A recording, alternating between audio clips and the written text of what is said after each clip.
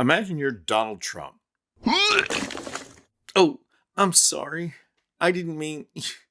You just vomited a little in your mouth, didn't you? I'm sorry. I don't know what I was thinking there. Let me start over. Take a look at what's going on with the North American orange landmass that many geologists are calling Don Old Trump. The only mobile landmass on the continent. Tourists used to flock to see him in action, but now, their fascination with the spouting geyser over, the tourists are no longer coming in droves. Flag festooned trucks have stalled out, and boating parades are sunk. Here is the footage from the supposed massive rally in Nassau, New York yesterday. Our nation would be with no Russia-Ukraine war, no October 7th disaster in Israel and the Middle East. It's inflamed right now. It's inflamed like nobody's seen it for 50 years.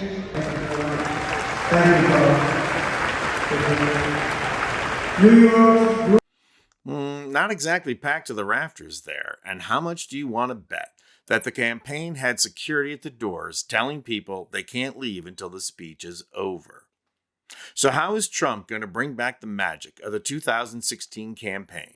The fire, the excitement. Well, so far he's tried every trick in the book, bringing back some of his old team, like previously fired hack Corey Lewandowski. Then he's hired new faces, new right-wing fanatics to say outrageous and completely racist things, like Laura looming disaster. Interestingly enough, Kellyanne Conway is still at an arm's length with this campaign. But no matter what Trump does, the magic still eludes him. It's not surprising, as any astute businessman could tell him, you can only be a disruption agent for a finite period of time, and then your market innovation becomes the standard. But Trump not being an innovator, he fundamentally can't come up with anything new. So now he's trading disruption for chaos. And this has Russian fingerprints all over it, because no one in Trump's circle has the brains to be this strategic. First, it starts with reporting and spreading lies on social media, like Venezuelan gangs are taking over Aurora, Colorado. Then it was Hell's Angels are riding out to Aurora to kick ass and make things right. Yes, both lies. After Aurora, it was Haitian immigrants in Springfield, Ohio, are stealing dogs and cats and eating them. Then geese were added to the list, but that was a tactical mistake because A, nobody wants the geese in their public spaces. They poop all over the place. And B, roasted goose? Everybody's reaction was, ooh, that sounds good. Can anyone point me in the direction of a Haitian family about to have dinner? Still in all, spreading lies about immigrants on social media was step one. Step two, have candidates repeat these lies as problems that they are going to fix. Even when the press proved to J.D. Vance that the story wasn't true, he doubled down. And the reason for doubling down is now clear. Trump is announcing that he is going to Springfield, a move that will create chaos. And creating chaos is, for Trump, the next best thing to disruption. Tuesday, the mayor of Springfield, a fellow Republican, asked Trump not to come to Springfield, saying a Trump visit would tax city resources. And we all know how much Republicans hate taxes.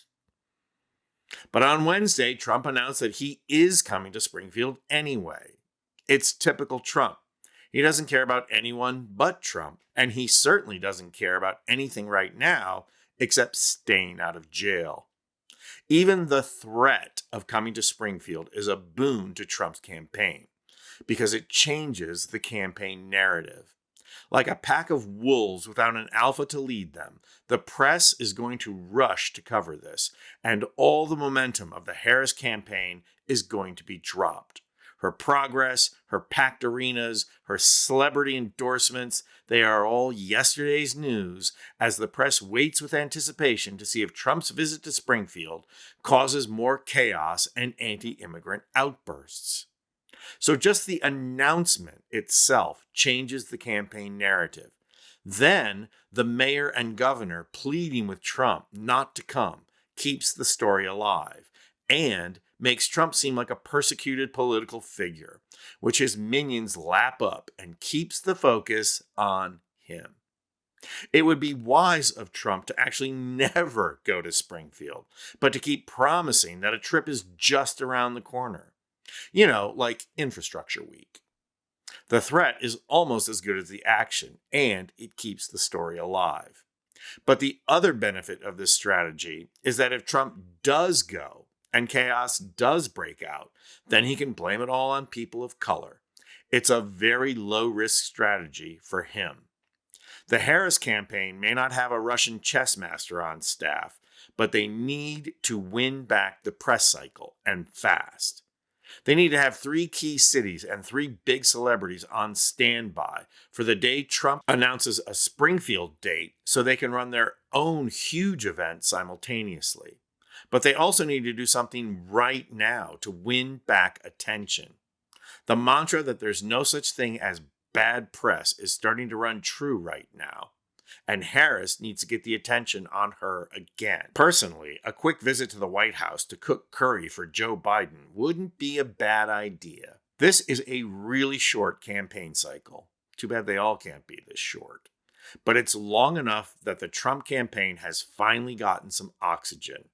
The Harris campaign has got to find a way to cut it off, and fast, before it burns. I'm Anthony Vincent Gallo for Occupy Democrats.